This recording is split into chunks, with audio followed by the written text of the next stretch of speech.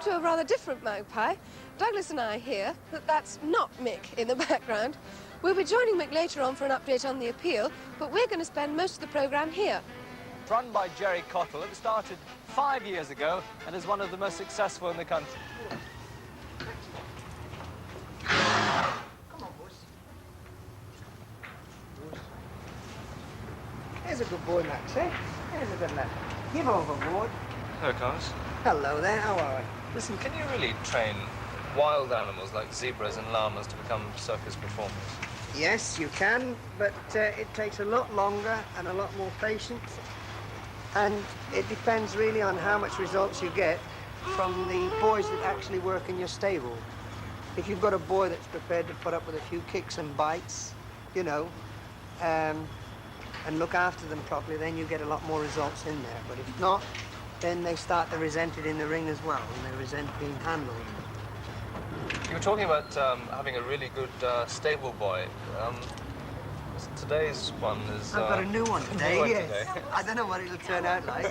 Come on, boys. Well, you see, mucking out and grooming has to be done as well. Hello, Douglas. Sorry? Hello, Douglas. What do you mean, Douglas? No, I'm not talking to you. I This don't believe it. is Douglas. No way. A Douglas. llama called Douglas. You can tell by the sweet expression. You are good, aren't you? Let's go and see the heifer. OK, I'll just do this quickly.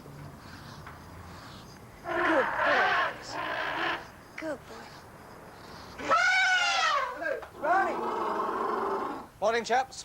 That's called a heifer lump salute. I don't believe that. How did you do that? I had to leave the llama to see this. They're beautiful. We haven't got nothing for you to eat. Sorry, sweetie, nothing to eat. Come on. There you go. It's a very interesting point about these animals. When they go to sleep at night, whether they're in a circus or a zoo or out in the wild, all of them will lie down, all except one stays on guard all night. Oh, that's They're very loyal. sweet. And they never forget. Now, all of you live with the circus, don't you? All your parents work in the circus. What is it you like about being with the circus? You do more things than you do in living in a house. Because you go to different countries and you can ride all the animals. Like, you can ride elephants, which you only do when you go to the zoo, or ride horses, which you have to pay for sometimes. But we can just ride them whenever we want. I suppose all of you want to work in the big top when you grow up, do you? Yes. Yes. What do you want to do? Javelins. What do you want to do? Ride elephants and be a juggler. Now, you don't want to work in the circus. Why is that? What do you want to be? Like Evil Knievel. Evil Knievel? Yeah. What about you, Nicola? What do you want to do in the circus? Juggle on horseback and trapeze and wire and help out with things and sell. Well, it may not look very high from where you are, but up here, life at the top of the big top is pretty exciting. I've never been in this situation before, and now I can appreciate what it really is like to be up here. And Julie, you're very used to it, of course. You've been swinging around since you were what age? Oh, since about 8. 8? 8-year-old, yes. I started to play around on the trapeze. I first worked professionally when I was 18. Julie, this circus is a very young circus. It's only been going for about 5 years, but you come from a very old circus family, don't you? Oh, yes, from the Fawcett family. It is the Britain's oldest circus. Are you OK? I am. I'm shaking a bit.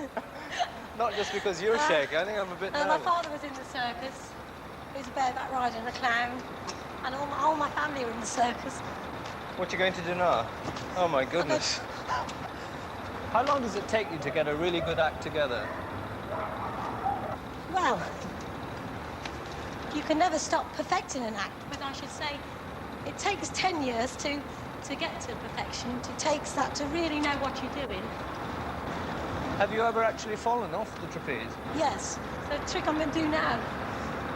The trick you're doing now? Yeah, in a minute, I'll show you. Well, don't fall off.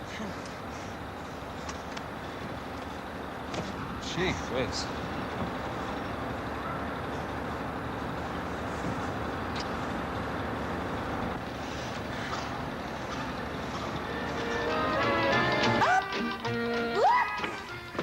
I give up.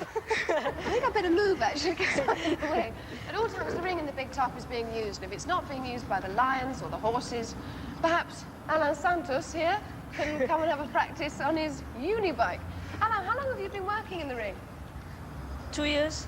2 years? Yes. And you're from France, aren't you? Yes. Where have you travelled in the circus? All different parts of the country. The world. All over the world? Yes. Do you want to stay in the circus? Yes. And your family's in it? Yes. How many of your family? 5 brothers and 2 sisters. Parents, aunties. A lot. Yes. Look, can you ride this bike? Yes. Because, I mean, face it, it's no size at all. Can I ask you to show me how you're meant to do it? Now, look, I'm not even going to try that one. Thanks, son. Would you like to hold me up? Hold a hand, right. Put that down. Go on the other side. Oh, the other side. Right here.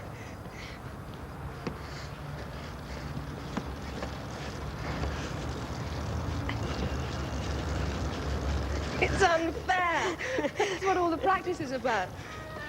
Matthew Ware, who was on Magpie earlier on this year, and just about to start the circus, weren't you, Matthew? Yes.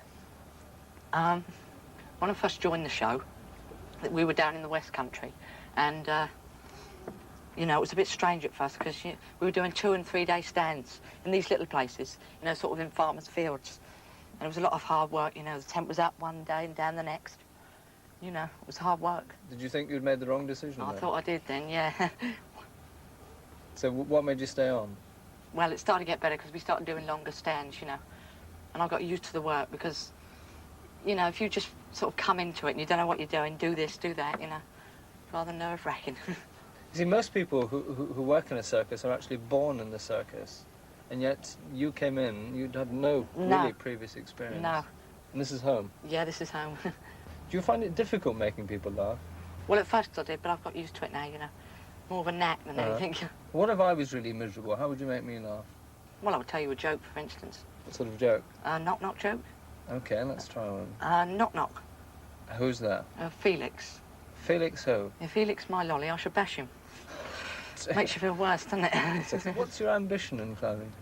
Well, eventually next year, Gerry said we're going to do some slapstick, you know, the real custard pies and water and a lot sort of thing. Well, listen, I see the time. Not long to go before the performance. I better let you get made up. OK, Good thanks a luck lot. in the show. Bye.